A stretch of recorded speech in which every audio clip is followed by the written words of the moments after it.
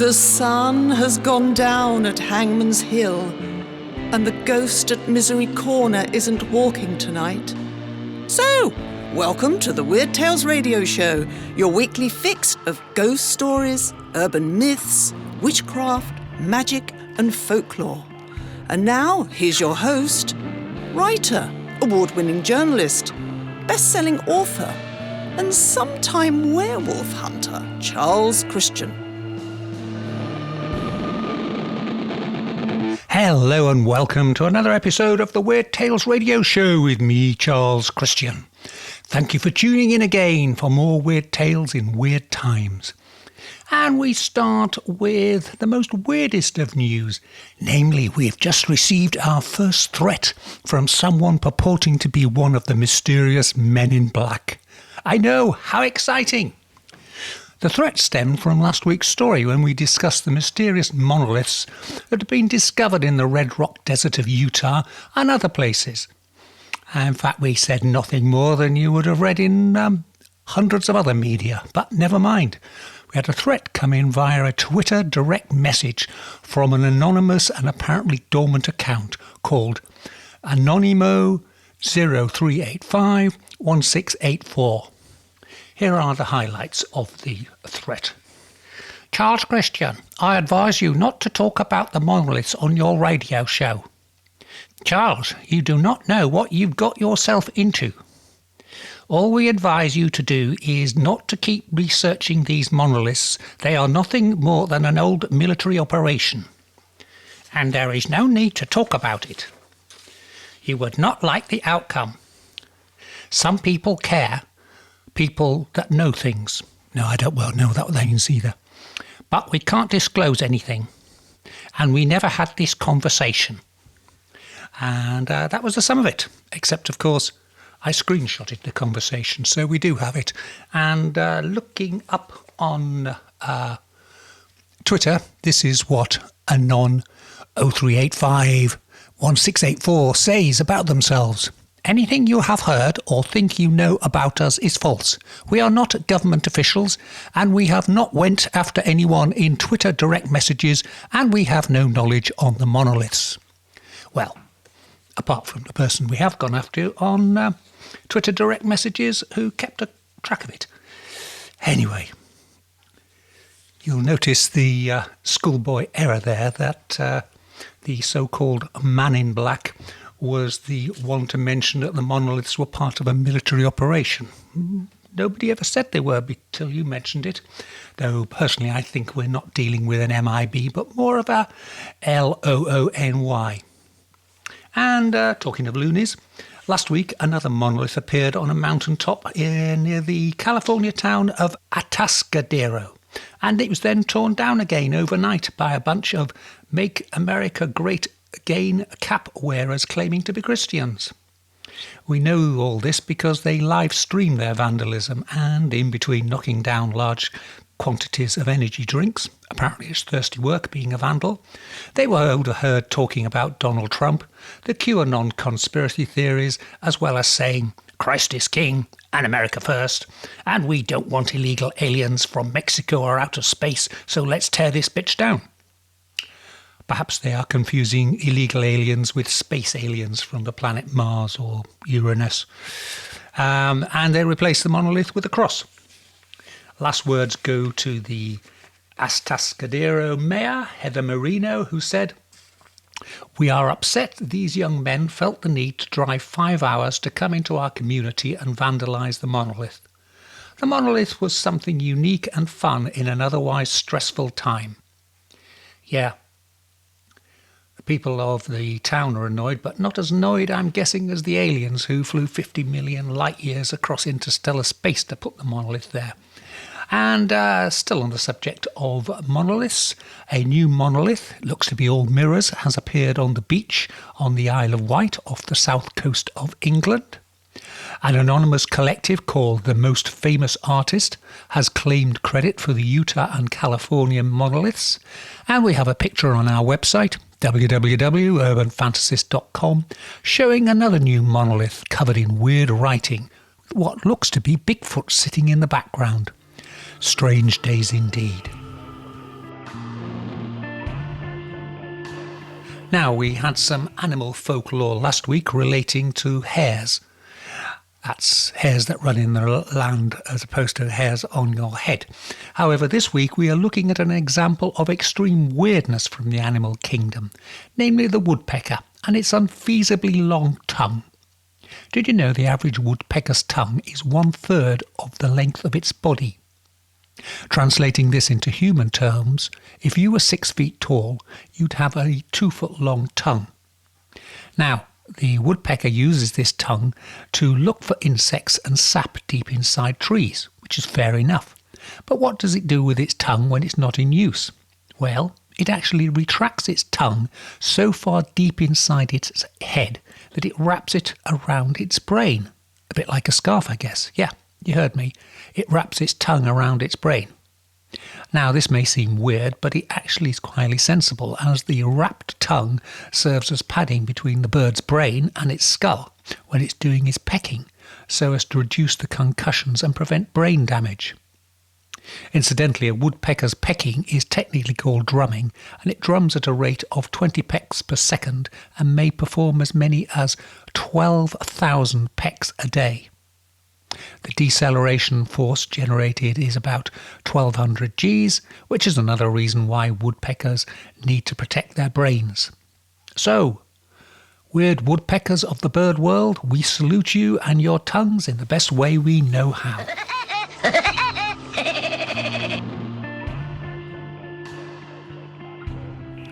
Time for this week's interview, in which we are talking to Professor Monica Black, who is a member of the history faculty of the University of Tennessee, Knoxville.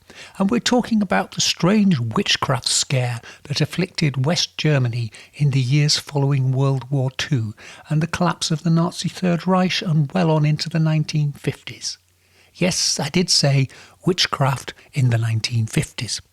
It's a fascinating tale, and as we discuss in the interview, it is a manifestation of what the anthropologist E. Evans Pritchard described as witchcraft being used to explain why bad things happen to people.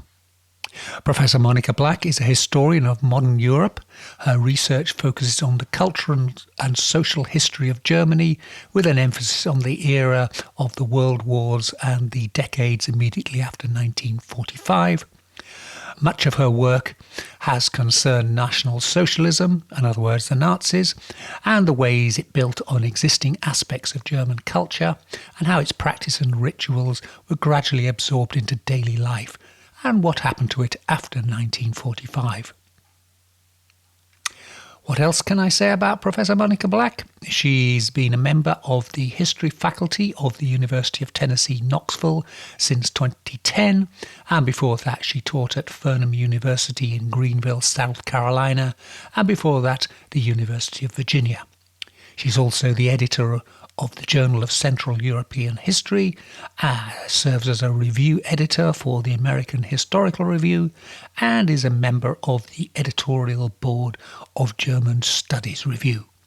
Her most recent book is A Demon-Haunted Land, the subject of this interview, and she is co-editor with Eric Kurlander of another book called Revisiting the Nazi Occult.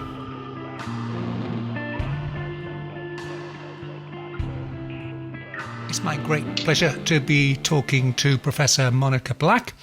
And Monica, I was doing my reading on something obscure and I came across your book, A Demon-Haunted Land, subtitle Witches, Wonder Doctors and the Ghosts of the Past in Post-World War II. And it's one of those topics, I read a lot about the Second World War, my parents were involved in it, that I've never encountered before. The fact that there was basically all this, for want of a better word, weird stuff going on in post-war Germany in the aftermath of the collapse of the Nazi regime. It was surprising to me too. Sorry, I didn't mean to interrupt you. No. So how did you discover this? I mean, I know you're a professor of European history and that this is your area, but it's a particular obscure thing. So give us a bit of the background about where you discovered this.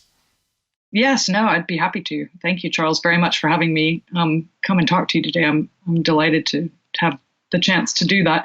The first place that I remember, I mean, the moment that stands out to me is that I was finishing up another project, and I was in the State Library in Berlin. There are two branches of it, actually, and I was in the branch that used to sit in the former East Berlin. And I was in the reading room, which is beautiful, with beautiful wood-lined walls.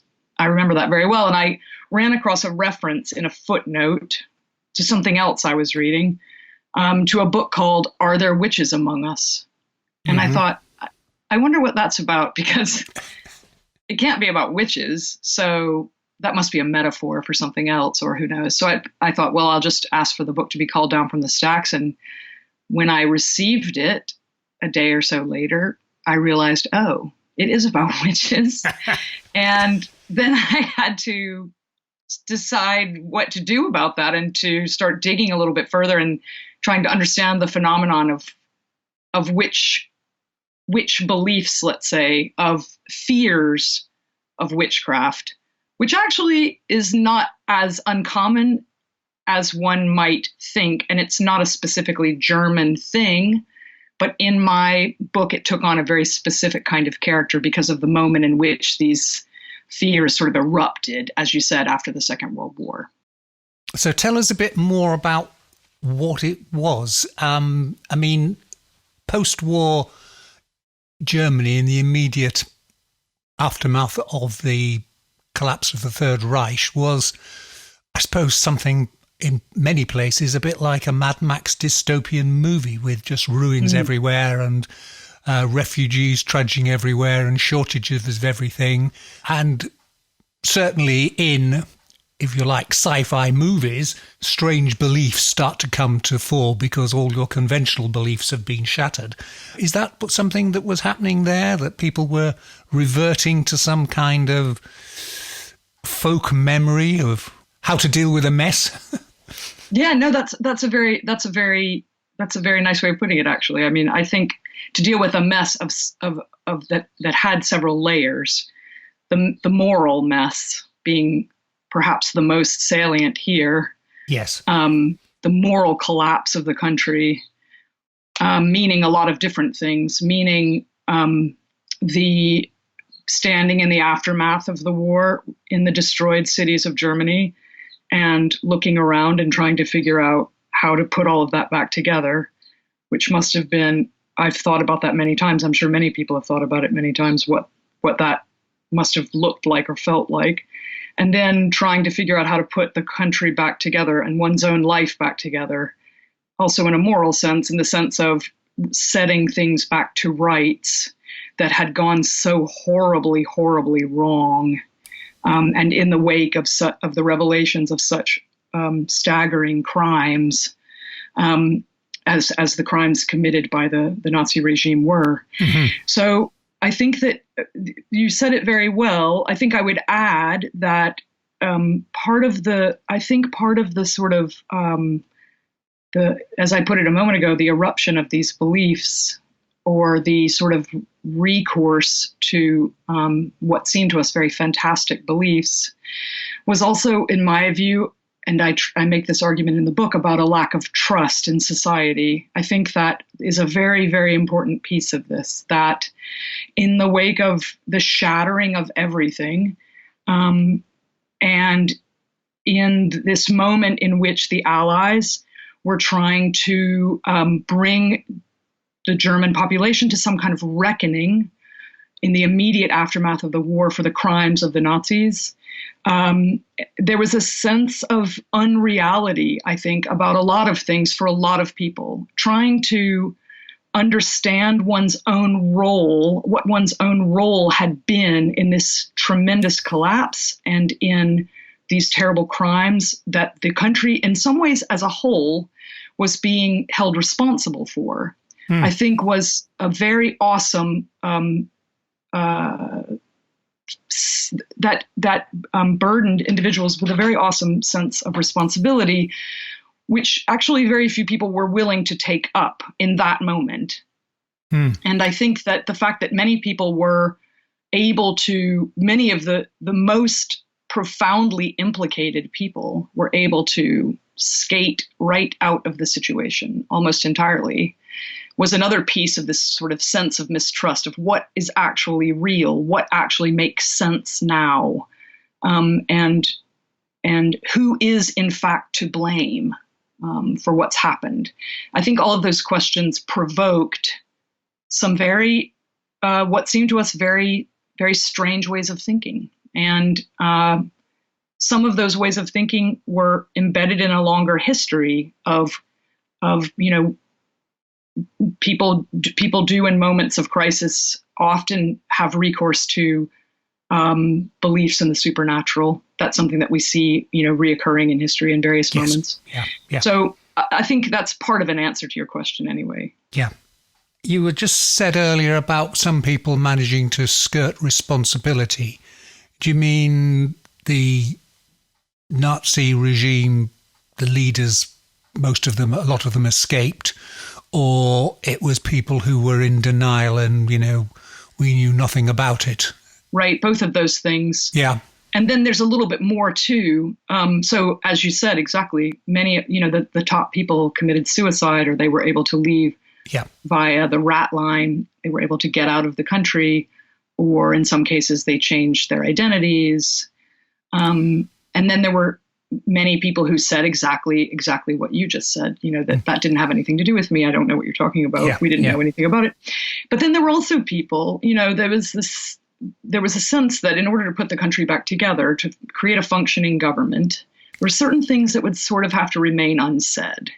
There were certain events that would have to be, let's just say would have to go undiscussed. And a sort of silence at a certain point around, historians would say around 1949, and I would agree with them, a certain kind of silence descends on the country. It doesn't mean that nobody ever talks about the Holocaust again, but it only enters the frame in sort of, in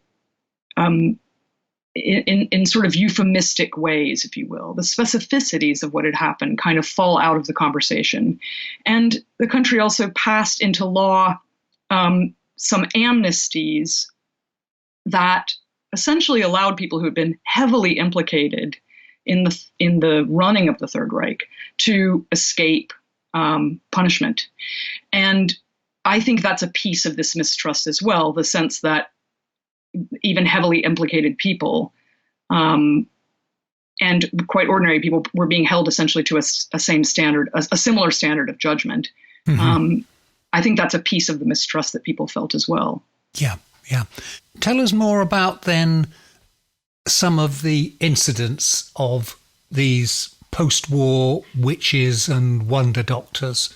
And there was also, I believe, outbreaks of accusations that people were witches, which, almost goes back to the Middle Ages, denouncing your neighbours as witches. Tell us a bit more about the details. So the book focuses on a few different phenomena that I found to be linked by a kind of obsession with evil. So I found in many different kinds of sources that people were talking about evil. They were talking about their fears of evil. They were talking about fears of demons. They were talking about fears of witches. They were talking about cabals or conspiracies of people who were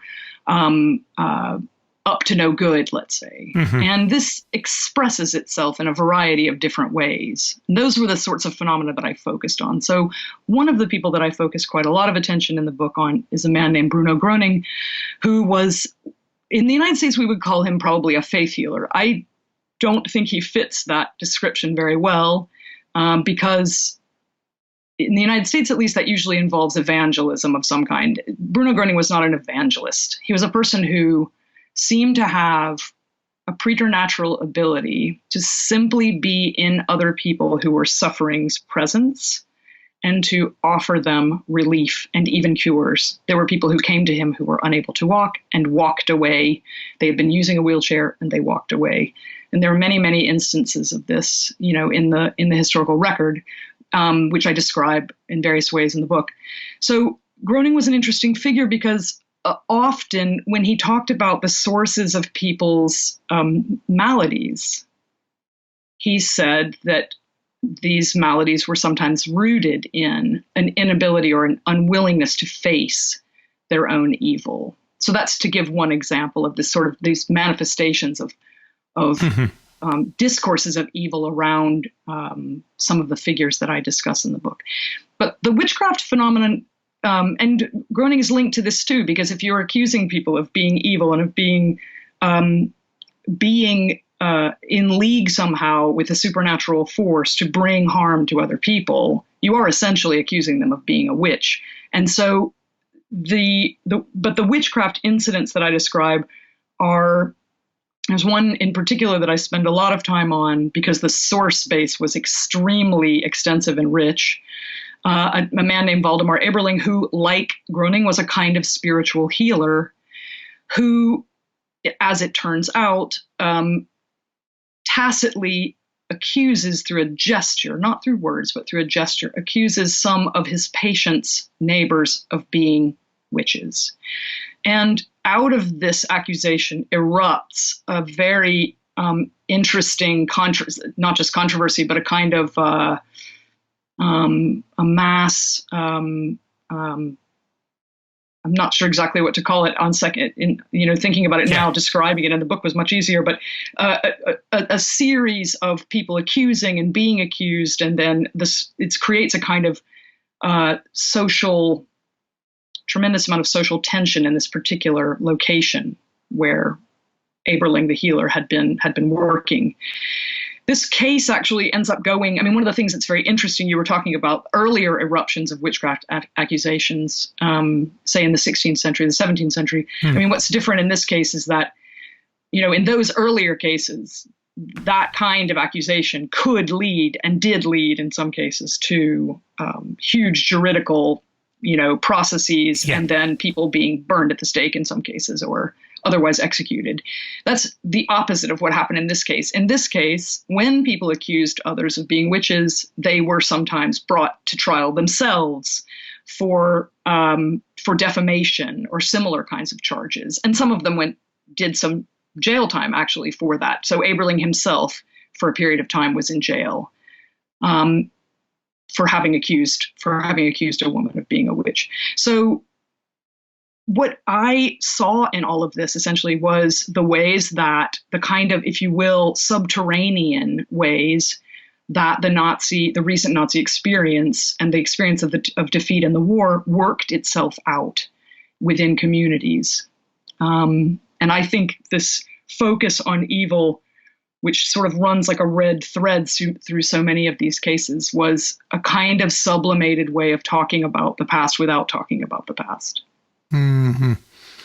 Yeah, because, you mentioned Bruno Gröning being a kind of messianic faith healer. And, of course, the previous regime, Hitler very much put himself up as a messianic leader.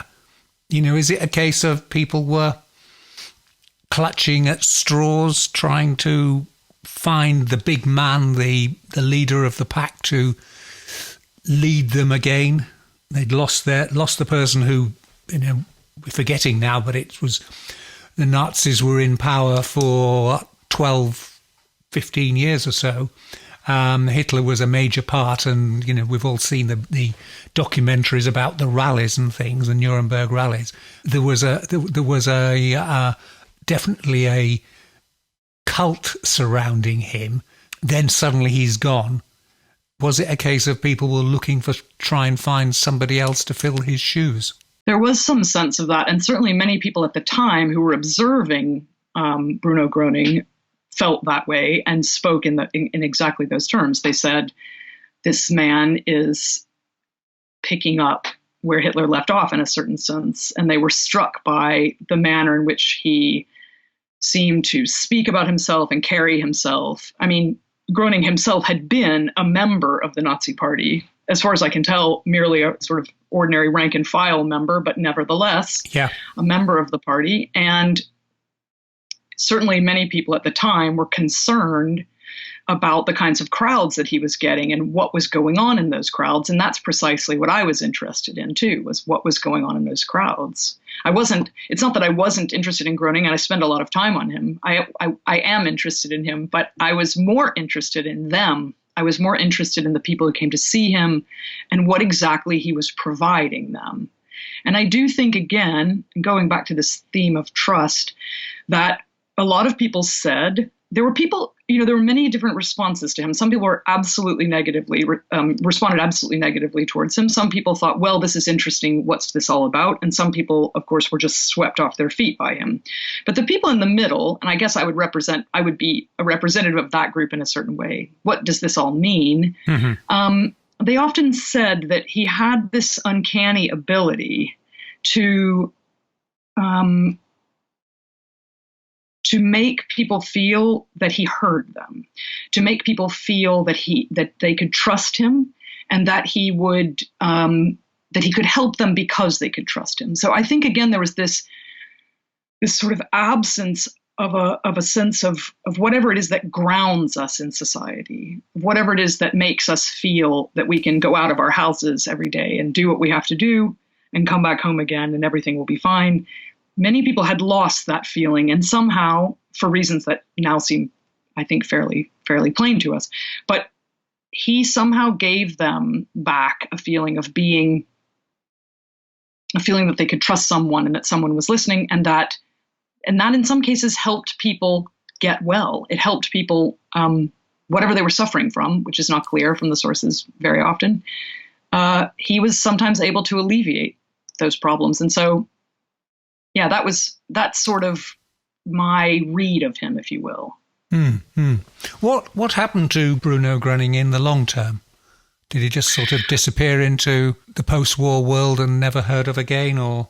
No, it's a very good question, and it's so interesting what happens to Bruno Groening. So Bruno Groening, at a certain point, the authorities, who had been very ambivalent about him, and he sort of treks around the country a bit, trying to find a place where people will let him ply his particular form of spiritual medicine. And he's sort of not asked to leave necessarily certain places, but told that he can't practice his healing in those places. And so he goes on to another place. And at a certain point, the crowds get very large and very unruly, and the authorities step in and they basically tell him that he can't do that anymore. He can't.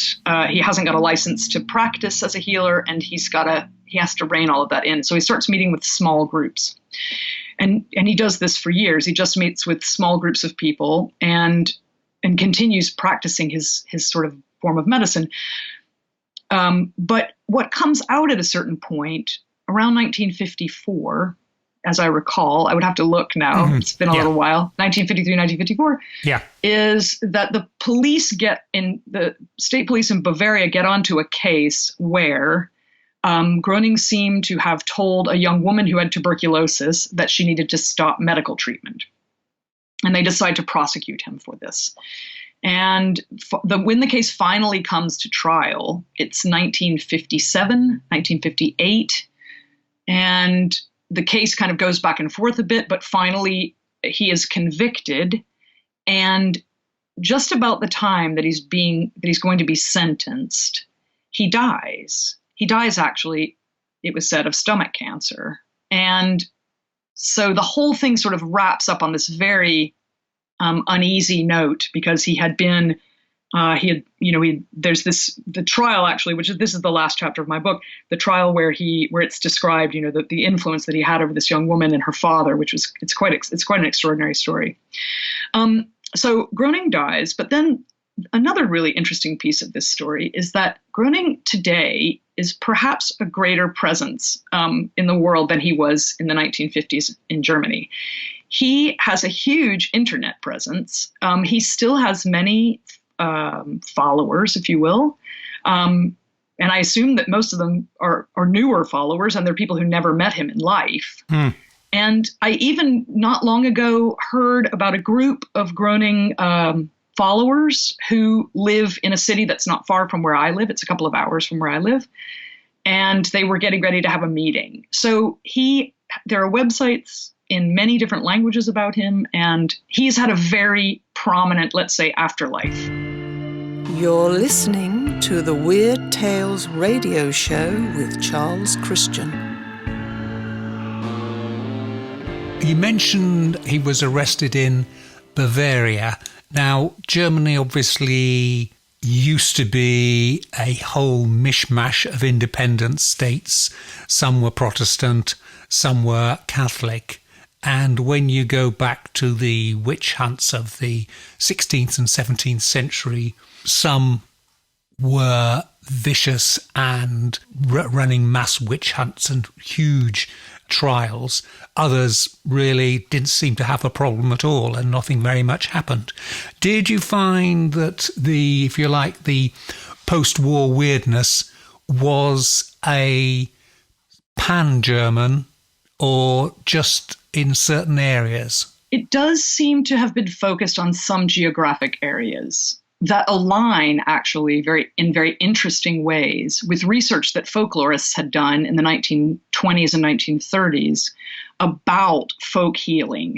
So the centers of gravity, if you will, of folk healing in German geography, let's put it that way, was a kind of rough triangle from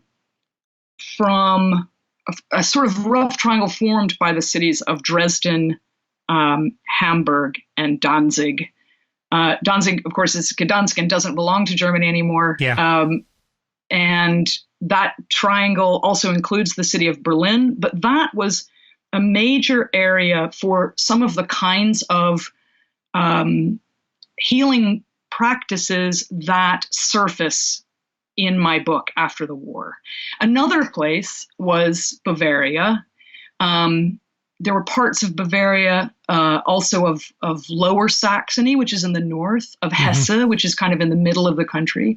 So there were pockets of this kind of what I'm trying to say is there were historical pockets of these sorts of practices. And indeed, in the post-war period, it is precisely in those historical pockets that these kinds of ideas and practices come to the fore again. So yes, there is, I would say, a geography of these phenomena. Those cities also suffered very heavily in the war in terms of bombing. Obviously, Berlin had the Russian army and the Nazis fighting their way across it. Hamburg took a lot of bombing. Dresden was the fire bombing, and Danzig, obviously once a key city in the heartland of Germany, Prussia, if you like, is now part of Poland. So, all areas that suffered a lot of trauma, if you like. Do you think that was a connecting factor, that, they suffered worse, and it was, again, reaching back to a more comfortable time of folk healing, 25 years earlier?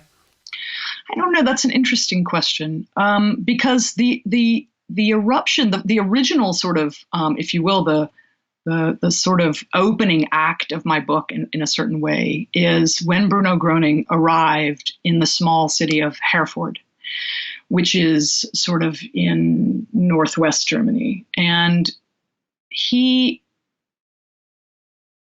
it's from there that he had been, practicing healing apparently before this, but that had not caused any sort of great, nothing great had sort of developed out of it. But then in 1949, he's invited to come and help a little boy who's having trouble walking, who's progressively having more trouble walking. And so he goes to this small city of Herford, and that's where this all begins. I wouldn't say, Hereford suffered. It did in the war. Certainly, there were bombings that affected Hereford very badly.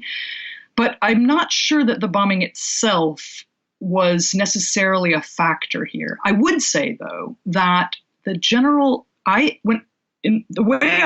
argument that I make in the book is that the trauma, if you will, though I use that term very advisedly because the people at the time did not understand what was happening to them in terms of trauma for interesting reasons. But I think that the what I was most interested in was the effect of defeat. In other words, defeat made people ask the question, why?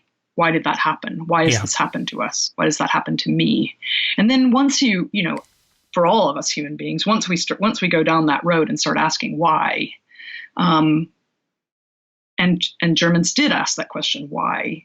One of the answers that you might give to why you were defeated in the war was that someone wanted you to lose the war. Maybe even God wanted you to lose the war. And I think for a number of people, that was in fact the answer. And that's an extremely disquieting thought, I would think, that somehow the universe willed this to happen. So I think certainly you're exactly right that the bombing was a tremendously traumatic experience for Germans. But I think in this case, I would say that the things that I explore in the book had more to do with defeat itself than with the bombing. Okay. Now, I know you've also co-edited a book with Eric Kurlander on revisiting the Nazi occult, and we've all encountered stories about quite crazy Nazi occult obsessions and things. Was there any hangover from the Nazi regime in terms of what happened in the post-war era? Were there any traces of the occultists who'd been around in the 30s resurfacing, or was it entirely separate, a complete break? Yeah, it's a really good question. I would say that I saw very little of that overlap. So one of the things that, Eric also, and I'm sure you already know this, Eric Kurlander wrote a book called Hitler's Monsters, in which he explored the occult beliefs and occult practices of the sort of Nazi leadership. That's what he was really interested in. Mm-hmm. And he wrote a thick book. It's a doorstop of a book, detailing these beliefs and practices, which was extraordinary. I mean, even I, who thought I knew a few things about this sort of material, was amazed. I was amazed by the volume of stuff that Eric found in the archives. I think the reason, though, that one reason that maybe that I didn't run across as many that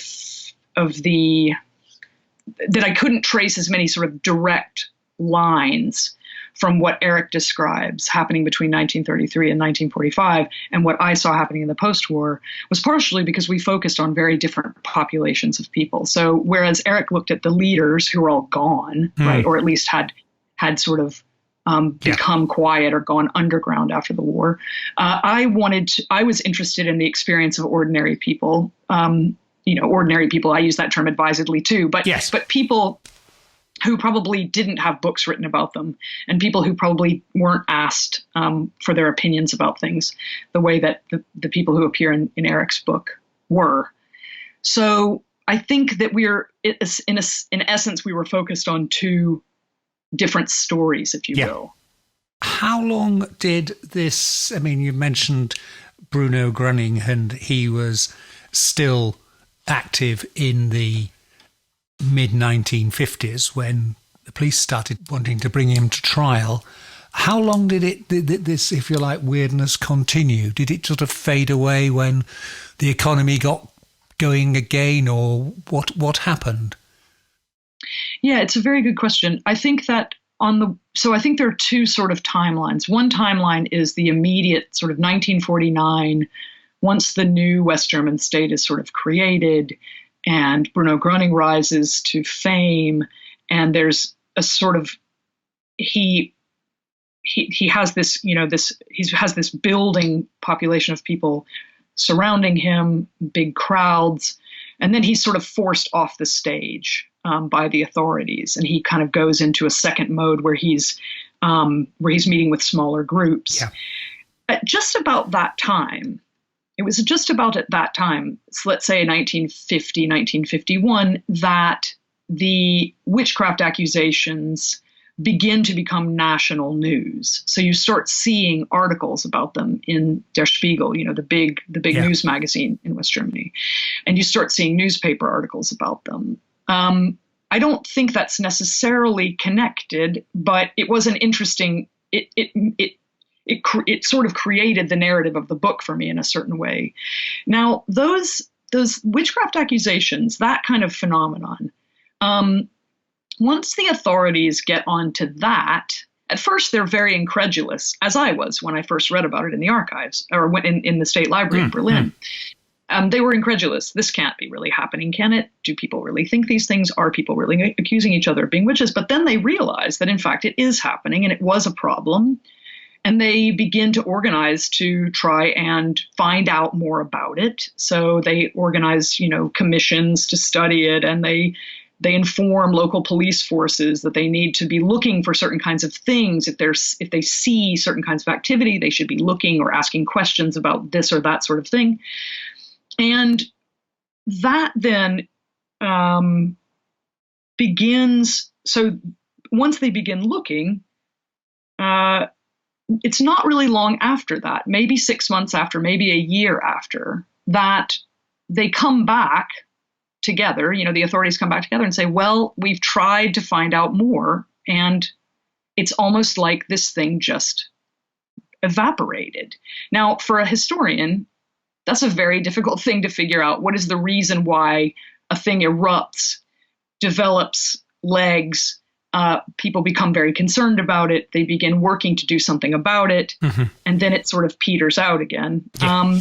I do think that, look, as life improved, as the tensions that had created the witchcraft scare in the first place lessened, as people began to put some distance between themselves and the recent past, I think all of those things helped to diminish or lessen the whatever it was that had generated them in the first place. I said, as earlier, a sense of mistrust. I think that sense of mistrust sort of maybe begins to ebb, but it's not a complete answer, I wouldn't say, and I don't really offer a complete answer to that question in the book. I just try to narrate what happened, and I do think that this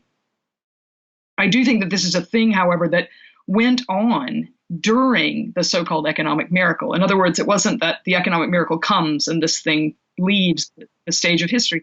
They're actually sort of happening at the same time, which is itself quite interesting. Yes. You'd have thought it would have been the other way around, that, hey, we've all got cars and refrigerators now. We don't need to worry about the fact our neighbour's a witch.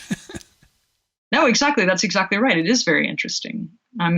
Maybe it's the other way around, right? Maybe it's as people began to be able to put their lives back together that these other tensions and sense of social mistrust could actually emerge once one's immediate needs were met, if you will.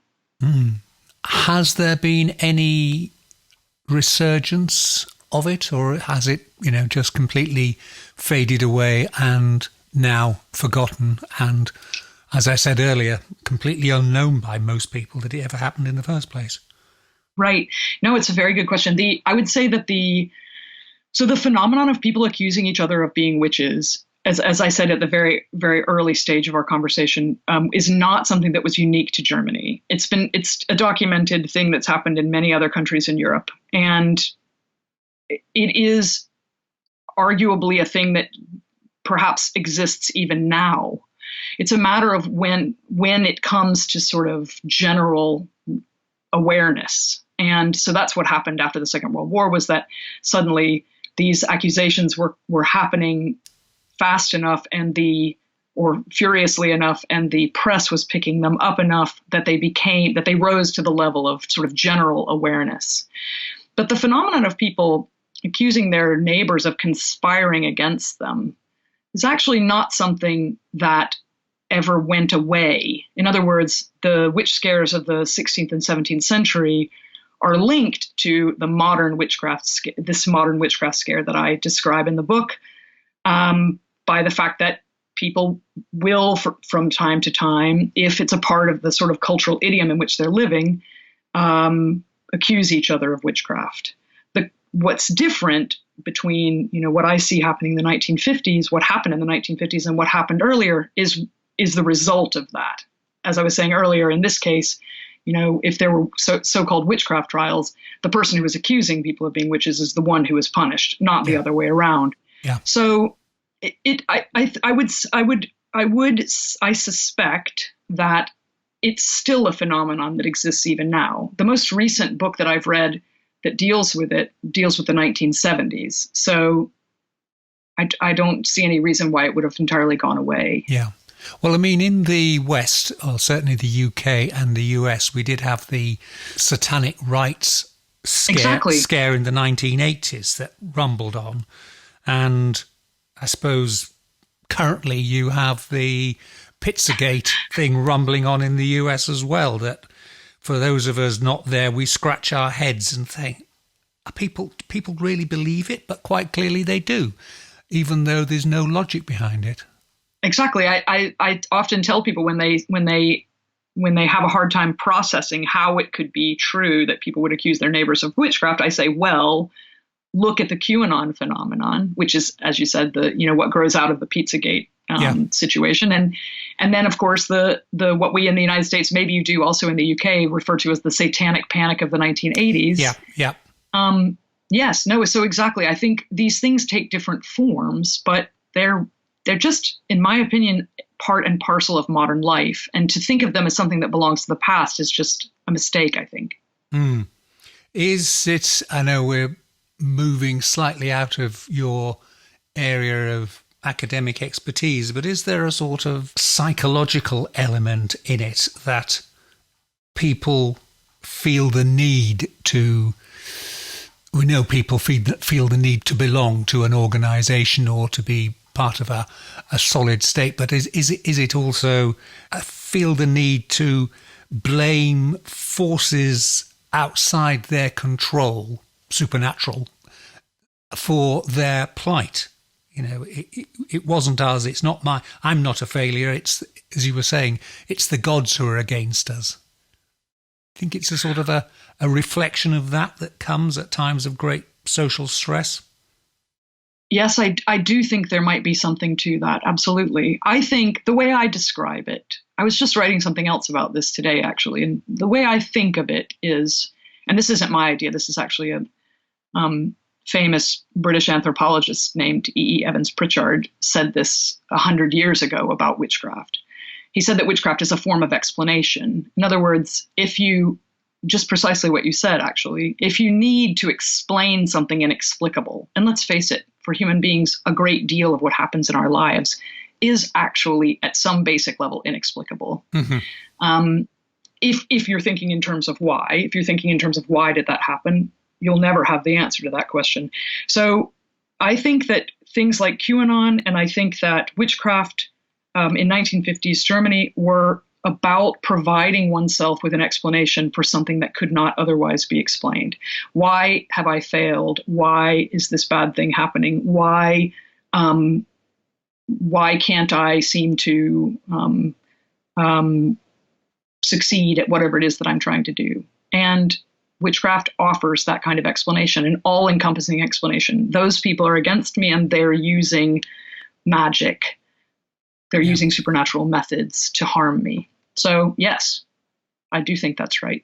I think that's a perfect point to end the interview on. I say that's fascinating. I say shedding light on a very obscure but weird area of modern history. But as you say, it's one that does have ramifications for all modern societies. And we can look forward to in the UK when Brexit collapses around us at the end of the year. Oh my goodness. We decay into some dystopian Mad Max world, running around raiding for face masks and toilet paper, which appears to be the main obsession. Oh my goodness. I'm going to keep my fingers crossed for you. Yes. Anyway, Professor Monica Black, it's been a delight talking to you. Very, very interesting. And thank you so much for your time. Thank you so much for your time. I enjoyed talking to you very much.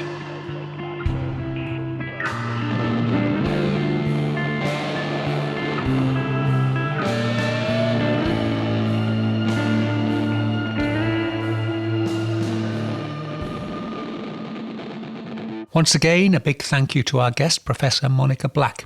You can find out more about her on her website at www.monicablack.com, and you can buy her latest book, A Demon Haunted Land, on Amazon.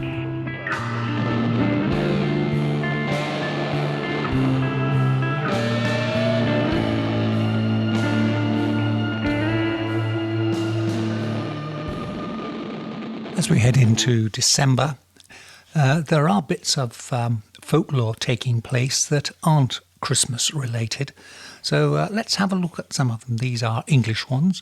And the 11th of December is Old St. Andrew's Day. Now, this is one of those calendar dates where people continued using the old style. This was when the calendar changed in 1752, and St. Andrew's Day now takes place on the 30th of November, but people who stick to the old St. Andrew's Day celebrate it on the 11th of December. And the most notorious of the events there took place in Northamptonshire, and this was called a Tander. Here's an account of it from the 19th century. Of all the numerous red-letter days which diversified the lives of our ancestors, this is the only one which has survived to our own times in anything like its pristine manner. Drinking and feasting prevail to a riotous extent. Towards evening, the sober villages appear to have become suddenly smitten with a violent taste for masquerading. Women may be seen walking about in male attire, while men and boys have donned female dress, and they visit each other's cottages, drinking hot wine, the staple beverage of the season, which actually sounds rather fun. Then we have the 13th of December, where we have an obscure thing called the Aldermaston Candle Auction. Candle auctions are a situation where you insert a nail into a lighted candle, and bidding continues until the candle's burned down and the nail has fallen out. That's when you have the close of bidding. In the case of the Aldermaston one, the nail is inserted into the candle about an inch from the top, so you've got quite a while. And it takes place in Aldermaston in Berkshire every 3 years on the 13th of December, and it's for a lease of land called Church Acre, which is actually about 2 acres in size, which the church has owned since the beginning of the 19th century. So if you fancy being the landlord of a little plot of land for 3 years up in Berkshire, get there for the candle auction. And finally, we've got the second Thursday before Christmas. This takes a bit of working out, is Picaros Day. And this is celebrated in Cornwall by the Cornish tin miners, or it used to be because there aren't any tin miners left. On the second Thursday before Christmas Day, they celebrated Picaros Day, reputedly named after the mythical man who discovered tin. It's also sometimes called Tywydyn or White Thursday, because tin is white when smelted. Either way, tinners claimed a holiday from work and money to spend on drink. Well, again, sounds rather fun. One final one. It's the 14th of December, and it's St. Tibber's Day. Tibber and her cousin Eba lived in Rutland in the 7th century and were said to be nieces of Penda, the king of Mercia. Penda was the last pagan king of Mercia. They were reputed to be fond of hunting before becoming devout hermits, and were both made saints after their death. Because of her early liking for the chase, St. Tibber was adopted as the patron saint of falconers and wildfowlers. Other than that, really there's not a lot to say about her. If you're out hunting birds, say a prayer to St. Tibber and you might be able to shoot them.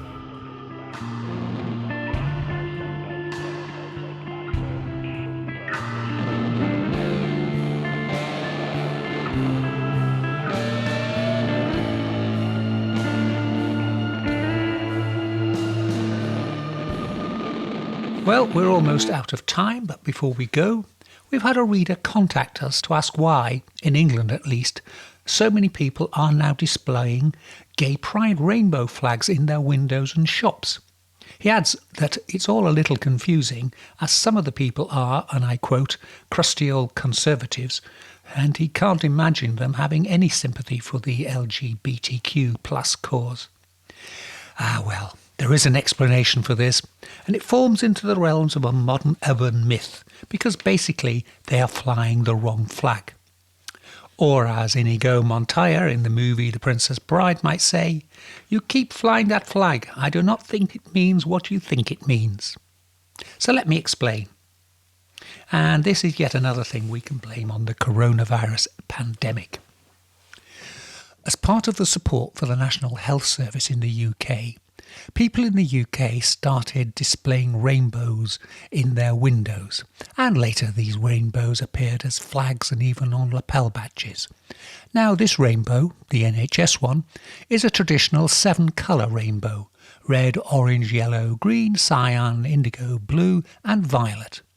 The only problem is printing those last 3 colours is a little complicated if they are not to blur into one bluey-purple blob.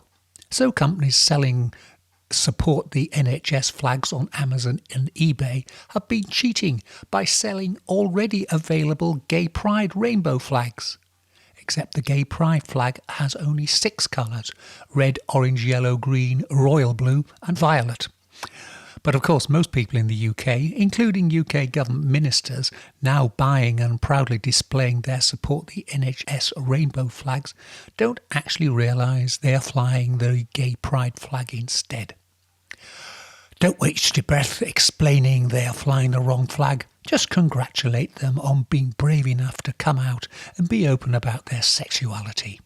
Now it just remains for me to say this is Charles Christian saying thank you for listening in. Please join me again next week. Until then, stay well, stay weird. Goodbye.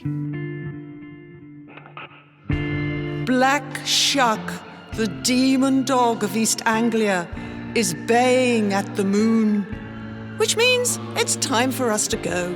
You've been listening to the Weird Tales radio show with Charles Christian, your weekly fix of ghost stories, urban myths, witchcraft, magic and folklore. You can keep in touch with us online at www.weirdtalesradio.com, by email to weirdtales@icloud.com, and on Twitter @ChristianUncut. Join us again next week for another edition of the Weird Tales radio show. Good night.